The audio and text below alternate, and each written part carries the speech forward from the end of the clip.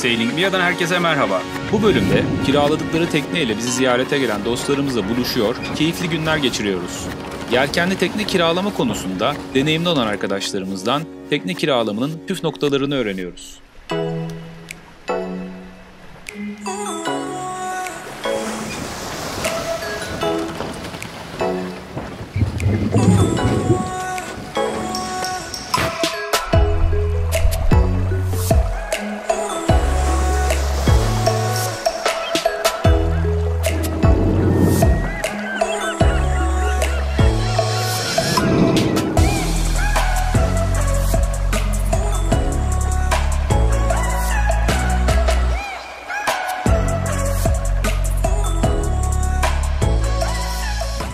Herkese bayramdan merhaba. Hisarönü koylarındaki kalabalıkla ilgili size bir örnek vereyim. Burası bildiğiniz üzere bizim iskelemizin yer aldığı Turgut Köyü. Normalde burası kuzey açık bir koy olduğu için bu bölgede hiçbir kimse bu şekilde kıştan kar yapmaz. Çünkü yanınızdan, bordanızdan devamlı çok rahatsız edici bir rüzgar alırsınız. Hisarönü Körfezi'nde buradan çok daha güzel demirleme noktaları vardır. Fakat bayramda öyle bir yoğunluk oldu ki bu sene günlerdir bu bölgede o kadar çok tekne kıştan kare yaptı ki yani bizi korkutuyor. Tabii ki bayram dönemi bitince bu şey bitecek, yoğunluk bitecek eminiz ama işte denizler ne istiyoruz? Kalabalıklaşsın tabii ki, daha çok insan denize gelsin, denizci bir ülke olalım. Ama her gelen maalesef ne yapıyor? Denize olan aşkını, sevgisini getirmiyor. Çevrenin çöpünü de getiriyor, koşturmacısını, ihtiraslarını da taşıyor. Bizim korkumuz bu tür kalabalıklaşma. Yoksa bu kanalları yapmamızın, bizim gibi birçok denizcinin, bloglar açmamızın, dergilerde yazılar yazmamızın, insanları denize ve denizciliğe, bilinçli denize ve denizciliğe özendirme nacizane çabamızın herkes gelsin, çok kalabalık olalım değil. Deniz seven insan gelsin, doğaya saygılı insan gelsin, daha çok yelkenli tekne olsun. Teknelerde şimdi baktığımızda motor yatlar, bütün şehir yaşamını buraya taşımaya kurgulanmış deniz araçları. Ama bir yelkenliğe bakıyorsunuz, bizimki mütevazı. Bakın güneş panellerimiz var, elektriğimizi kendimiz üretmeye çalışıyoruz. Yelkenimiz var, mazot yakmadan gitmeye çalışıyoruz. Biraz da açacağız yelkenimizi, Körfez'de çok güzel hava var. Böyle bir duygularımı paylaşmak istedim. Hepinize Sailing Mia'dan sevgiler. Hisarönü Körfezi'nden, karabalık bayram günlerinden, Tuna Kaptan'dan sevgiler. Turgut'tan çıktık, iskelemizden, Zakkum'dan. Selimiye'ye gidiyoruz. Söyleyebiliyorum çünkü bunu sonradan izleyecekler. Arkadaşlarımız tekne kiraladılar bayram dolayısıyla. Onlara baskın yapmaya gidiyoruz. Harika, güzel bir hava yakaladık. Şimdi çekimden sonra yelken açalım. Sevgilerim gibi gidelim diyorum. Anlaştık kaptan. O zaman görüşmek üzere. Görüşürüz.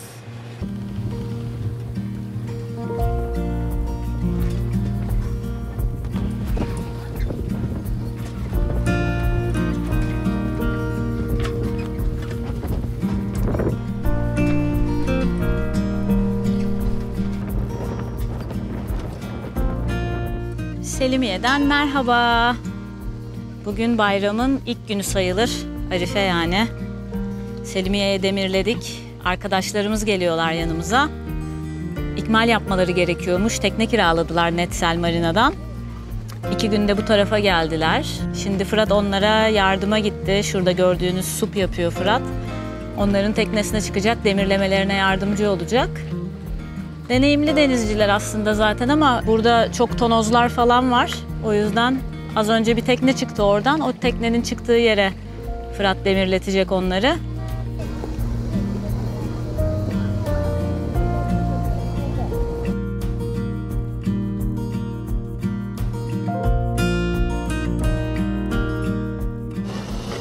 Geçen botlar sağ olsun epey dalga yapıyorlar. Hiç saygıları yok. Selimiye ile ilgili en sevmediğim şeylerden biri de bu. Çok fazla bot geçiyor çünkü restoranların, kafelerin botları, insanların kendi botları. Neyse arkadaşların demirlemesi bitti galiba. Zincirleri gerildi. Şimdi tekne yerini bulacak. Yavaş yavaş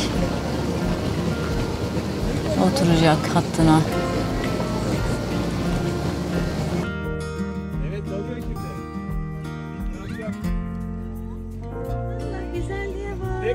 çıkıyor.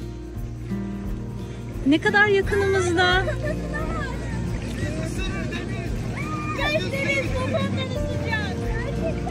Tekrar çıkıyor. Merhaba. Bayağı da büyükmüş. Veteran. Merhaba. Çok güzel. Mia'nın ziyaretçisi, Evet. veteran bir karetta. Şimdi altımızdan geçiyor. Burada. Arkadaşlarımız geldiler, demirlediler, yüzüyorlar. Şimdi birbirimize gideceğiz. Onlar bize, biz onlara. Bayram başlasın.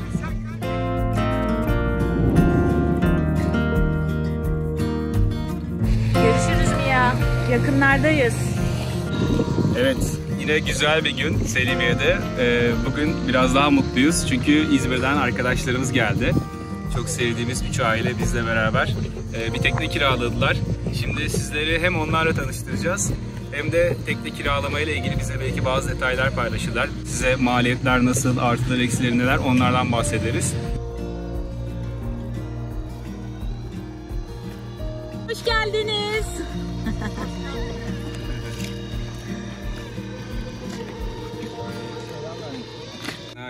Geldik. Teknedeyiz. Arkadaşlarımız İzmir'den geldiler. Netsel Marina'dan kiraladılar. Selimiye'ye geldiler yanımıza. Şimdi hep birlikte makarna yiyip bira içiyoruz. Aynen. Parti yapacağız demiştim size. Parti alla makaroni. Parti alla makaroni. Kızlar döktürmüş. Aynen, süper olmuş. Yiyen ölmez. Biraz daha derize. Şimdi dostlar sizde soyunma falan yok. Kanalımız Müslüman bir kanal. Şimdi sizi ekiple tanıştırayım.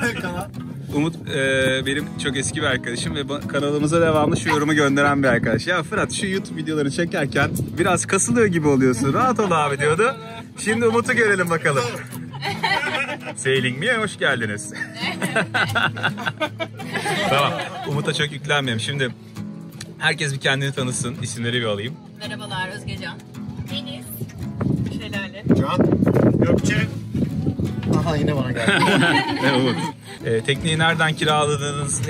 Bu tekneyi nasıl seçtiniz? Ondan sonra tekne kiralama ile ilgili aklınıza neler geliyorsa paylaşabilirsiniz. Çünkü izleyen birçok dostumuz da benzer planlar yapıyordur. Bizden, bilgilerimizden faydalanabilirler diye düşünüyorum. Özgecan'la başlayalım. Bu tekneyi ben ayarladım. Evet. Nasıl ayarladım? Valla bayrama biz 3 hafta kala karar verdiğimiz için herhalde neredeyse bütün charter firmalarını aradım. O yüzden bayağı bir hepsiyle sohbet etme imkanım oldu. 6 kişi çıkacağımız için minimum işte 43, 44, 45 ve üstü baktık açıkçası. Belli bir miktarda bütçemiz vardı. Rakam söyleyelim. İnsanlar için referans olabilir. Firma ismi bizim için çok önemli olmayacaktır ama şu an nasıl bir teknedeyiz? Teknemizde üstünde olduğumuz. Bu HS 445. 2013 model. Kabaca bir ortalama söylersek yaklaşık 40 Yani, fit tekne. 40 bin Haftalık. tekneler işte 2700-2800 eurolardan başlıyor genelde. Ama tabii marka modelin önemi var o noktada. Yeni tekneler bir miktar daha pahalı doğal olarak. Daha bakılıyor vesaire. Dolayısıyla bu çok eski bir tekne değil ama yenilenmiş bir tekne. 2012 model. Refit yapılmıştı galiba, Refit değil mi? Yapılmış, aynen. Dolayısıyla 2020 yılında yenilenmiş tekne. Biz bunu aslında Yaklaşık liste 3000 fiyatı 3200 eurolardaydı. 3250 eurolardaydı. Biz 3050 euro. Yaklaşık 3000. Peki şöyle, bu tatilde başka işte yeme içme, yakıt vesaire için ayırdığınız bütçelerle tahmini bir çiftin cebinden ne kadar çıkıyor dostlar? Şimdi bizim gibi çiftlerse Ne yemek istediğine bağlı. ne yemek istediğinize bağlı. Bizim Bir de teknemizde şefinizin kuzu kim kol diye bir olduğuna şey var yani. bağlı. O yüzden dolayısıyla biz hani yemeğe içmeye çok düşkün olduğumuz için biz ciddi bir bütçe ayırdık oraya tabii. Ama izleyenleri de korkutmayalım. Şimdi istakoz biz falan yenmiyor sabah kahvaltılarında yani. Aslında gayet Yok, bir havyarımız var. Bir havyarımız var arkadaşlar. Ama havyarsız yapamıyoruz. Onlardan eksik olmaz. az önce Şampanya ve havyarsız yok. az önce mesela gayet güzel şey yedik. Makarnamızı yedik, içi makarna türlü. İlk defa makarna Bize çıkarmışlar makarna. Biz böyle oldu değil mi? Havyar dediler. Otel fiyatları çok yüksek. tüketiyoruz. Şu an hani ortalama bir üstü bir otelin geceliği 5000. yok hayır ortalama üstü bir otel 2000 2500 lira falan diyor. Fazla. Evet. Yani ortalama bir otel diyorum. Yani ortalama 2000-2500 lira üstü diye gidiyor. Ama bir haftalık sen bunun gibi 46 fit 45 fit tekneyi bile kiralasan sana maliyeti ortalama 3000 euro olacak. 3000 euroyu 6 kişiye 30 bin liraya Yani çift başına 1000 çift euro. başına 1000 euro. Otomatik kabaca bir hesap 10 bin lira 7'ye böldüğün zaman 1500 lira gibi bir şey desen Evet. şeyliğine yani otele göre çok hesaplı. Evet. Üzerindeki farkı da göre çok hesaplı. yiyeceğini içeceğini harcasan yani geceliğini sana otelde Yani karşılaştığın zaman otelden çok pahalıya avantajlı. gelmiyor. Otelden pahalıya gelmiyor. Bir de tabii ki ne var? Buradaki ekibin çok sevdiği şöyle bir özgürlüğümüz var. Evet. Biraz bize şeyden de bahsederseniz çok herhalde faydalı olur. Tekneyi nereden kiraladınız?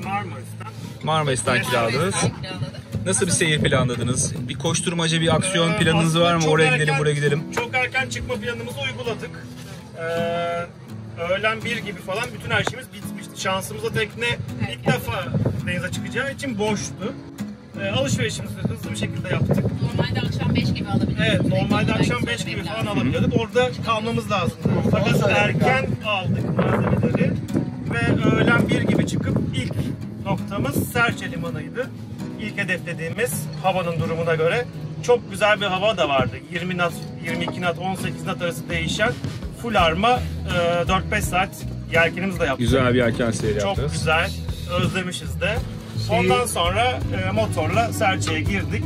Serçe limanı tabii gördüğümüz gibi farklıydı, çok kalabalıktı. Burada görüntüsünü gireriz. Umut bana göndermişti Serçe Limanı'ndaki kalabalığı. Şu an Serçe'deyiz. Yerimiz çok güzel. Bakalım yan tarafımızda 1, 2, 3, 4 arkadakilerle beraber 5-6 tane tekne bizim sancağımızda var. Bir arkadaş yeni geliyor. Karşıdakiler var. Sürekli birileri geliyor. Karşıda şuradaki gitmiş. Şu tarafa doğru dönelim. Orada da arkadaşlar duruyorlar. Yan tarafa bakıyoruz. Yan taraf da bayağı full. Onlar azalmış biraz sanki ama yani şu an 30-35 ama büyük küçük sürekli birileri geliyor, birileri gidiyor. Şu an paylaşırız. Yani Benim saydığım 52-53 kesin 60'ı bulmuştu yani. Evet, bir bayram yoğunluğu söz konusu. Güzel bir yerde çapamızı attık ve kaldık. Ertesi gün de orada kalma programımızı yaptık. Hani dinleyelim bir gün de Çok oranın güzel. keyfini çıkartalım diye. Tatil O gün de biraz çok daha öyle güzel olmalı geçti. değil mi? Evet. Çok yani koştur haldır koştur. sürekli her gün kalk yelken yap da zor oluyor. Tekneye gitmeden mümkün mertebe 1-2 gün öncesinden alınabilecek malzemeleri hani istiflemek mantıklı. Çünkü hani Neler tercih ettiniz mesela? Nasıl bir alışveriş Valla planı neler yaptınız? tercih ettik? İşte içecekler vesaire hani dayanabilecek malzemeleri aslında önden aldık mümkün mertebe. İşte tuvalet kağıdıdır, selpaktır vesaire o gibi malzemeleri önden aldık. İçkiler olabilir. Bozulma sular ihtimali olmuyor. Mesela önden alınabilir. Çünkü onlar da taşınacağı için son dakikaya bırakmak çok iyi bir fikir olmuyor. Marina'daki Migros çok küçük. Evet, Orada Marina'daki alışveriş Migros yapma epey şansı çok fazla olmuyor. Hem çok kalabalık çünkü herkes problem. aynı gün, aynı saatte çıkış yapacak. Herkesin derdi aynı gidelim hem bir önce alalım ve çıkalım. Onun için bu malzemeleri dışarıdan almakta fayda var. Neyi daha farklı yapsanız daha iyi olurdu? Öyle dediğiniz bir şey oldu mu? Yani mesela şunu daha fazla alsaydık, şuna gerek yokmuş. Ya da şuna bir dahaki sefere daha çok stok yapabiliriz dediğiniz bir şeyler var mı şu an? Yani sudan kaçınmayın. Bol su alın. mi? Sıcak hava. Bol su gerekiyor. Hani ciddi anlamda su hesabı yaptık aslında ama daha da alsak olurmuş. Hatta ben arkadaşlara engel oldum. İşte teknenin soğutma mekanizması belli bir seviyede. Dolayısıyla da hani yeme içmede özellikle çabuk bozulabilecek ürünleri mesela akşam yemeklerini planlamakta fayda var. İşte ilk gün işte tavuk yenir, et yenir vesaire. O sonraki günler ona o kadar yer olmuyor çünkü hani dayanamayabilir sıcakta vesaire. Daha taze olmayabilir. O yüzden mesela hani yemekleri de o şekilde planlamak iyi olabilir. Evet, tatil öncesi bir kaba bir yemek planı, ilk gün bu yenecek, şu yenecek falan gibi yapıp son günlere doğru daha çok bozulmayan gıdalarla bir Daha böyle planlamak. konservatif bir şeyler yenilir. Tabii. En çok sorulan soruyu soralım, cevabını sizden alalım. Göcek'teki Migros'un fiyatlarıyla normal sıradan herhangi bir yerde bulunan karadaki bir Migros'un fiyatları arasında fark var mı? Yok. Birebir aynı dostlar, hiçbir fark yok. Charter'lar haftalık kiralanıyor. Onu bilmeleri lazım. Cumartesiye mi, cumadan cumaya mı? Nasıl? Şöyle cumartesiye aslında ama şöyle tekneyi siz normalde kağıt üzerinde yazan size cumartesi öğleden sonra veriyorlar. 5 gibi veriyor. Yani maksimum saat 5'te öğleden sonra işte 2 ile 5 arası teknenin temizlenme sırasına göre, uygunluğuna göre, sizden önce turda olup olmamasına göre 2 ile 5 arasında alıyorsunuz cumartesi günü. Haftaya bir sonraki hafta cuma günü marinaya yanaşmış olmanız lazım. Evet, yine bu akşam. önemli detay. Ama bütün charter şirketleri size gün batmadan marinada yanaşmış olmanız lazım. O gece teknede tekrar konaklamanıza izin veriyorlar. Ertesi sabah cumartesi bir haftayı Çıkış doldurduğunda yapabiliyoruz. sabah erkenden siz çıkıyorsunuz. Onlar tekneyi temizlemeye başlıyorlar. Bir sonraki charter'ı hazırlıyorlar. Yani cumartesiden cumartesi sabaha gibi bir program. Ama charter teknesi sizden önce boşsa Tabii şeyleri de hesap. önceden haberleşirseniz erken gelip biraz daha erken alabiliyorsunuz. Benzin ikmali ve samazot ikmali yapılması gerekiyor. Dolayısıyla da hani onun da bir hesabı çok sıra oluyor. İlk defa tekne kiralayıp böyle güzel bir ekip dostlarla tatil yapacak izleyicilerimize önerileriniz neler olur? Tekne kiralama konusunda nasıl tavsiyeleriniz olur? Siz bayağı deneyimlisiniz kiralamanız. Doğru Çok mu? oldu da. 5 kere olmuştur herhalde. Bu korkulacak bir şey mi mesela? Biraz deneyimimiz varsa, ADB belgemiz varsa, eğitim aldıysak. Ya şöyle korkulacak bir şey değil ama çalışmak lazım. Sırf ADV belgesiyle denize çıkılmaz. Sırf ADV ile denize çıkılmaz ama çalışmamız gerekiyor. ADV Gittiğiniz belgesiyle yere, mümkünse belki kiralayacağınız teknenin donanımını internetten seyredebiliyorsunuz ki biz yaptık bunları yani neler var gittiğinizde Çok güzel. bizi ne bekliyor. Hani bunlara biraz baktık. Onun dışında hangi körfezde açılıyorsanız işte Hisarönü'nde mi Marmaris'ten mi çıkıyorsunuz? Yöreyle ilgili bir bilgiler. rotanız mutlaka olması gerekiyor. Artık bir B planınızın olması gerekiyor. Tabii. Bir rota çizdiniz dediniz ki işte ben bugün işte Selçuk'a giderim, ertesi gün başka bir yere giderim vesaire. Ama hava farklı olabilir. Dolayısıyla hava takip edilmesi gerekiyor. Hava ile beraber işte hava sertlerse bu koya girerim ama işte vesaire şöyle olursa bu tarafa girerim.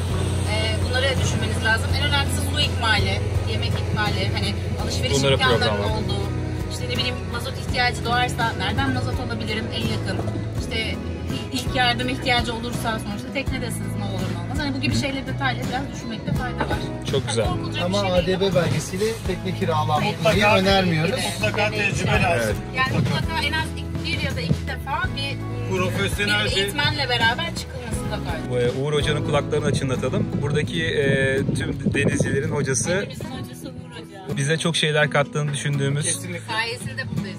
Evet, çok güzel bir şey söyledi Özgecan. O da Hakikaten burada onun olacaktı sayesinde. ama son anda plan değişikliği oldu. Kesin denk geliriz kanalımızda, onu da tanıtırız diye ümit ediyorum. Ben hala dümen tutarken söylediği şeyler kulaklarımda çınlanır. Bir sorunla karşılaştığım zaman hala onun tavsiyeleri aklıma gelir. Fırat hep şey düşünür. Uğur Hoca olsaydı şimdi ne yapardı diye söyler kendine. Böyle bir durumda Uğur olsa Gerçekten ne yapardı de öyle. diye Biz de düşünüyor. kendimizi garantiye almak için yanaştıktan sonra uğrarız. Buraya çapa attık. Şöyle Çok yaptık. güzel. Uçtan karı bak şuraya bağladık. Tamam rahat olun dedik. Rahat Sonra olun. kaçmaya başlayabiliyoruz. Uğur Hoca onaylarsa olay bitmiştir.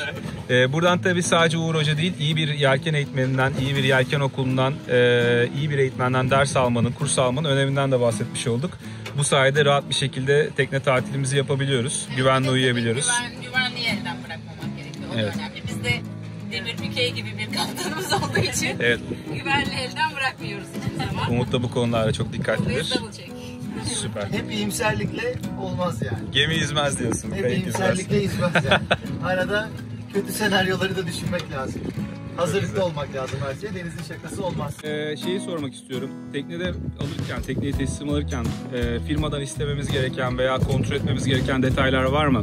Şimdi belli bir checklist oluyor zaten. Buna mutlaka dikkatle bakmakta fayda var. İşte tüpüydü vesairesi de ıvır zıvır zaten bir checklist bekliyor. Teker teker Onlara bütün ekipmanları- briefing sırasında ekipmanları kontrol ediyorsunuz. Onda bir problem Önce yok. zorunlu ekipmanları kontrol ediyorsunuz. Can yeleğinden işaret fişeğine, ne bileyim fenerden pusulasına, yangın söndürücülerinden işte her şeyini, evet, haritalarına kadar her şeyi kontrol ediyorsunuz. Onun dışında teknenin üzerindeki ekipmanların çalışıp çalışmadığını kabaca kontrol ediyorsunuz.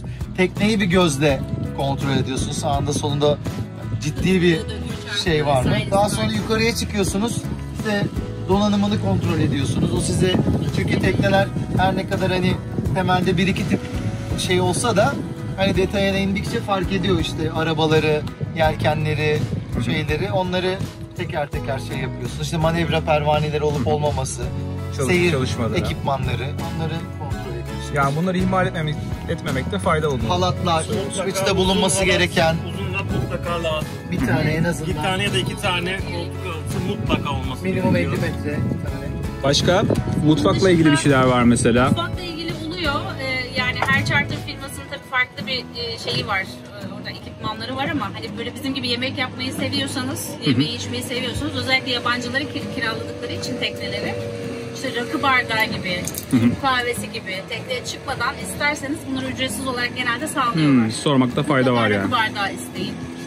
Türk kahvesi fincanı istenin. Bunun dışında işte yemek yaparken size özel kullandığınız malzemeniz varsa, ne bileyim sarımsak ezici gibi, işte kesme tahtası gibi. Sizde ne yoktu mesela bugün? Biz size ne getirdik? Konserve açacağı. Konserve açacağı bayağı kritik çünkü konserve aldığımız için. Onları söyleyebilirsiniz. Onun dışında normal tabii pilot haritalar vesaire oluyor ama mesela Sadun Baro'da kitabı gibi hani gittiğiniz koyla ilgili tekrar okumak isteyeceğiniz bilgiler olabilir. Onları yanınıza götürebilirsiniz. Referans kitap mutlaka Bazı charter firmalar Pilot koyuyor kitap, tamam. tekneye ama hepsinde olmayabiliyor. Çok güzel. Çay için bir termos olabilir. Termos çok kullanışlı oluyor. Evet. Mutlaka bir termos Hatta koymak. temin ne konuştuk dostlar? Şeyden bahsettik. Aktif olmasa bile buzluk. İçine buz koyup biraz daha soğuk Evet. içecek saklama şansınız olabilir Bir dedik. günü kurtarabilir. buzdolapları tahmin ettiğinizden çok daha küçük olacak. Ve daha verimsiz çalışacak. Verimsiz çalışıyor. En büyük lüks herhalde büyük ve verimli bir buzdolabı teknede. Büyük Evet. ihtimalle. Bunu en iyi bilenlerden bir tanesi Bol biziz. buz alın. Evet, bu da bir hayat. Aynen. Denenmesi gereken bir tatil programı. Mutlaka gündeminize alın. Bir deneyin. Bilen biriyle belki çıkabilirsiniz. İlk başta kendiniz güvenemezseniz bilen birileriyle çıkarsınız. Hoşunuza gider gitmez. Bir hafta olur, sezon dışında 3-4 günde olabiliyor bunlar. Bence denenmesi gerekiyor. Çok keyifli. Evet arkadaşlar, şimdi Umut'cum teknemiz neydi? Hanse 2013 Hanse 445. 445'in içindeyiz. Umut kaptan bize tekneyi kıçtan başa bir tanıtsın. Kaptan masamız. Evet. Herhalde daha yeni modellerde artık oluyor mu kaptan masası? Artık bilmiyorum. kalktı abi, Artık böyle bir kalktı, evet. çalışma Evet. masası gibi bırakıyorlar. Aynen öyle. Kimse haritayı açmadığı için hepimiz cep telefonlarından, tabletlerden baktığımız için. Ana oturma grubumuz. Ana oturma grubumuz teknelerin %90'ında olduğu gibi alttan mekanizmalı. Bunun manuel. Bu iniyor. Hı hı. 2 kişilik, hatta daha da büyük bir Yatağa yatak dönüşüyor. oluyor. Teknedeki en güzel yatılacak yer burası olabilir. Evet. Mutfak. Bizim de mutfağımız var. Bazı mutfaklar düzlükte oluyor. Onlara ne deniyor bilmiyorum. Buraya mutfak. Fırınımız burada. Buzdolabımız burada. Buzdolabımızın bir de aşağıda soğutucu kısmı var ekstradan. Çok güzel. Sizinki de böyle mi bilmiyorum. Evet, bizim önden bir kapak var ve üstten şey var. Evet. Üst kapağı kullanmayı tercih ediyoruz çünkü alt kapak açıldığı zaman soğuk hava çok hızlı kaçıyor. Evet, aynen.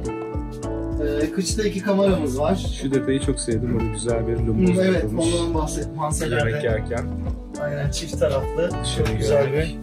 Hem manzara açısından hem de oryante olmak için teknede güzel bir detay. Geniş bir lumboz. Gayet aydın bir tekne bu arada. Evet. Hanselerin bu yönünü seviyoruz. Işık kontrolünüz normalde burada olması lazım ama Dokunmatik bir şey var galiba. çalıştıramadık ama mekanik kontroller çalışıyor anahtarlar. 2 tane kameramız var. 44-45 fit tekne için oldukça yeterli kameralar. Bu arada içinde yaşanan bir tekniği paylaşıyoruz dostlar. Tabii ki katalog fotoğraflarından daha iyi fikir veriyordur size. Kaç senesinde refit görmüş dediler tekne? 2020'de Evet. Gayet konforlu. Havuzluk alanından iyi bir şey çalınmış. Buraya yer verilmiş. Bizim teknemiz 2002 model. Bu teknede o farkları görebiliyoruz. Alanlar daha yaşama yönelik ayrılmış. şöyle Geniş bir tuvalet var. Banyo, duşumuz. duşakabin Evet. güzel bir duşa kapakla yapılmış. Çok ciddi bir alan ayrılmış yine. Evet. 2 tane tuvaletimiz var. Baş taraftaki tuvaleti biraz daha enteresan.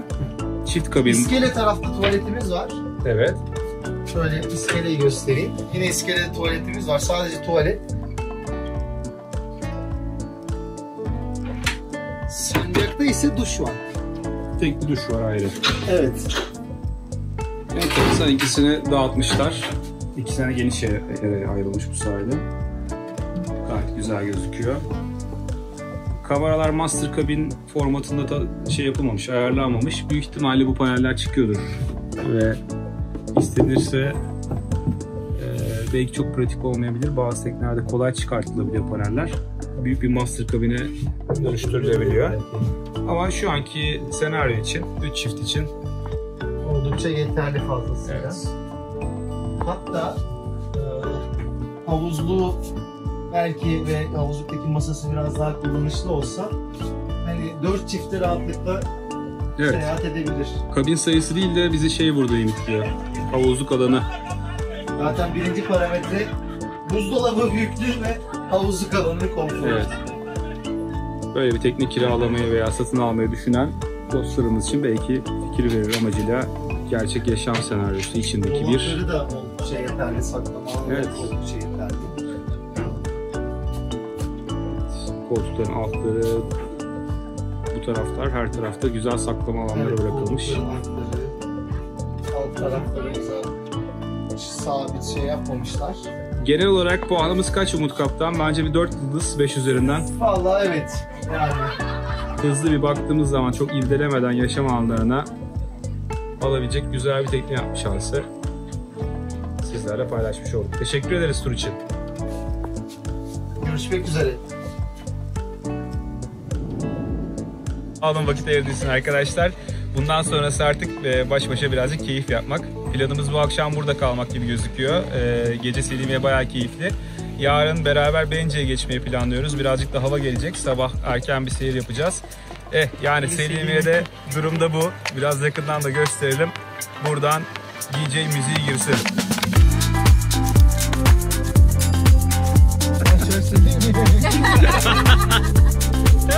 Çok iyi ya.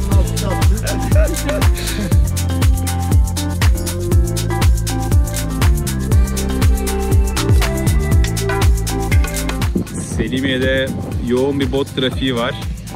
Şimdi Teknede bir şey var, sinek gibi çekiyor. Bermuda şeytan üçgeni mi? Umut Bey, botun ilk taksiti yatmamış galiba. Evet dostlar, adres rota lazım neresi? mı diye geldik. Çok teşekkür ederiz. Marketten bir şey lazım mı? Bize siz lazımsınız, dostlar lazım. İyi alışverişler. Bay bay.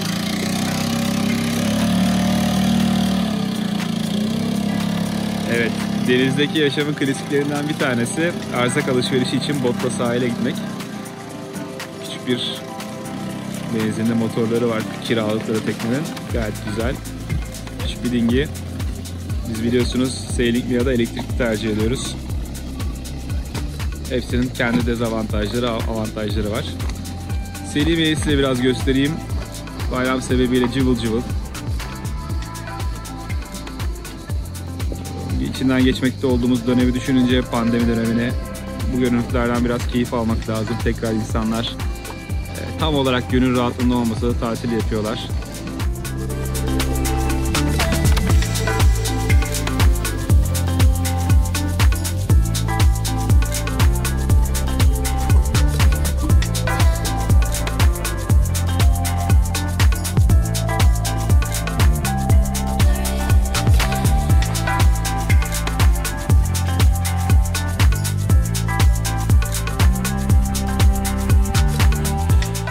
Günaydın dostlar. Selimiye'den herkese merhaba. Saat şu an 9. Sabah erken kalktık. Kahvaltımızı yaptık. Şimdi hazırlıklarımızı tamamladık. Dostlarımızla beraber Bence'ye doğru gidiyoruz. Güzel bir seyir olacağını umut ediyorum. Nasıldı buluşmamız arkadaşlarımızla? Çok güzeldi. Beraber vakit geçirdik. Dün süperdi. Onların teknedeydik işte. Yedik içtik birlikte. Bugün de Bence'ye gidiyoruz. Bence'de devam. Harika. Selimiye'de bu kalabalıkla beraber Selimiye'ye güle güle diyoruz. Yan teknede de şu an hazırlıklar devam ediyor. Çıkış hazırlıkları. Yoldan görüşmek üzere.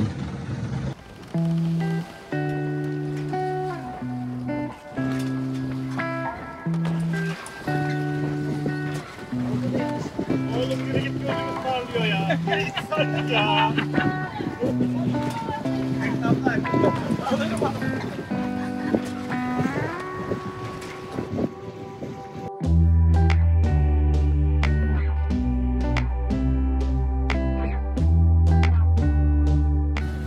Evet, Selimiye'den güzel bir ayrılış yaptık. 2021'in en güzel hatıralarından bir tanesi. Ekip şahane.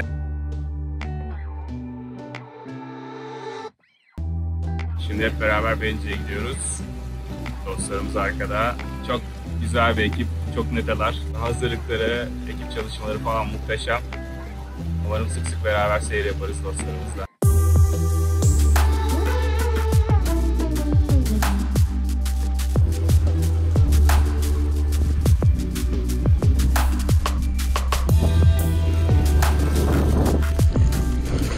Dostlarla beraber seyirdeyiz. Şu an Selimiye'den çıkış yaptık. Hisarönü Körfezi'nin içlerine doğru ilerliyoruz, ortalarına doğru. Rotamız Bencik Koyu, beraber orada Alarga'da durmayı planlıyoruz. Bu ara her yer olduğu gibi bayağı kalabalık. Baktığımız her yer tekneler görebiliyoruz. Az önce Sığ Liman'a yakın bir geçiş yaptık. Gayet keyifli ama dediğim gibi işte biraz kalabalık. Bu dar geçiş bölgelerinde. Hatta yelken gruplarına şöyle bir paylaşım yapıldı. Dediler ki Dirsekbükür'ün geçişi, giriş kısmı çok dardır. Orası için bir kontrol kulesi konsa yeridir. O kadar yoğun trafik varmış. Bayram dönemleri artık böyle oluyor. Kazasız güzel geçsin herkesin tatili. Bencik'te görüşmek üzere.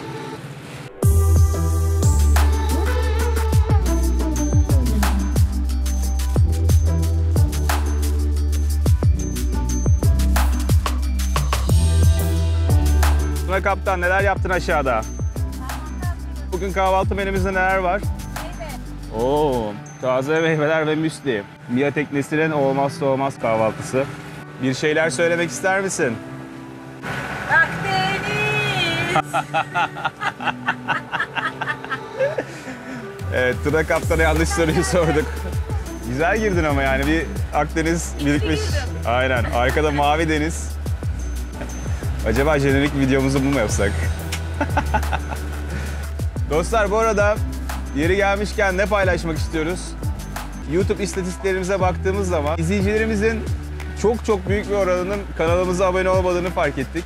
Türkiye'deki bütün YouTube izleyicilerine kanalımıza abone yapmak gibi bir gayemiz yok. Ama bizi izleyen, videolarımızdan keyif alan dostlarımız varsa onların orada olduğunu, var olduğunu bilmek bize çok büyük güç veriyor, kuvvet veriyor. Eğer hakikaten keyif alıyorsanız sizden ricamız aşağıda abone ol tuşu var, ona dokunmanız. Hatta onun yanında bir tane ünlü bir çan var. Ona basarsanız da çok mutlu oluruz. Böylece çok sık olmasa da her yeni video koyduğumuzda ilk sizin haberiniz olur.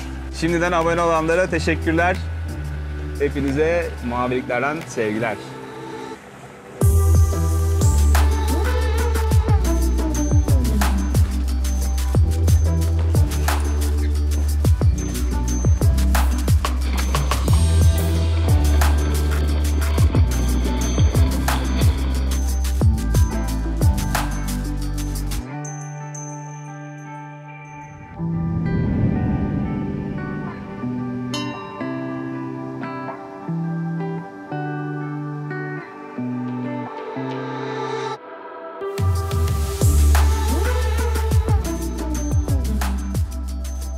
Bencik'e geldik, demirledik. Tabii ki Bencik çok kalabalık. Bugün bayramın 1. günü olması sebebiyle. Fırat şimdi arkadaşlarımıza yardımcı oluyor demir atmaları konusunda. Kalabalıklığı şöyle bir gösteriyorum.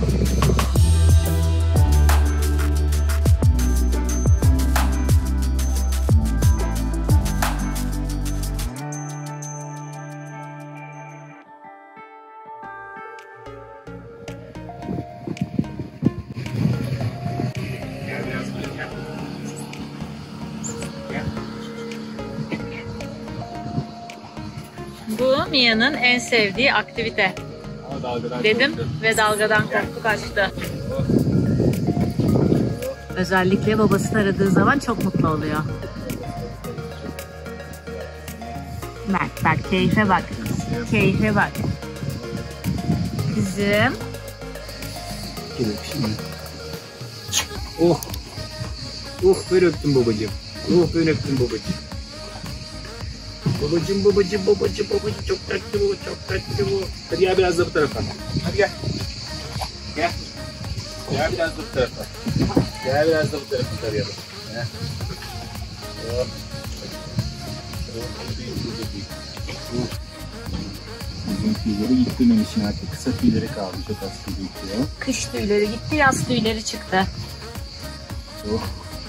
Oh bu çocuk sevilmez mi ya? Oh babasının bebeği bak. Annesi de babasının bebeği.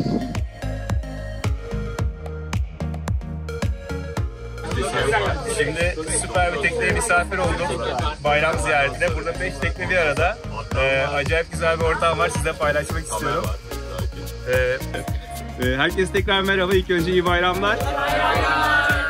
Gördüğünüz gibi muhteşem bir ortama misafir oldum. Burada sanıyorum 5 tekne değil mi? 5 tekne bir arada.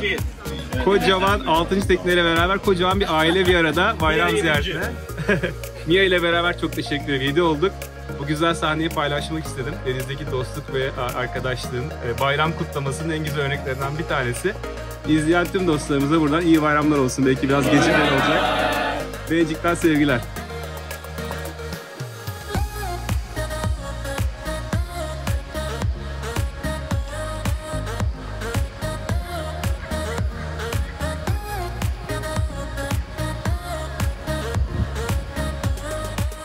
Tekne kiralayan dostlarımız ve diğer tanıdık tekneler ile birlikte bayramda Bencik çok keyifliydi. Ticari guletlerle dahil olmak üzere koydaki tüm denizciler birbirine saygılı olunca kalabalığa rağmen son derece huzurlu bir atmosfer oluştu.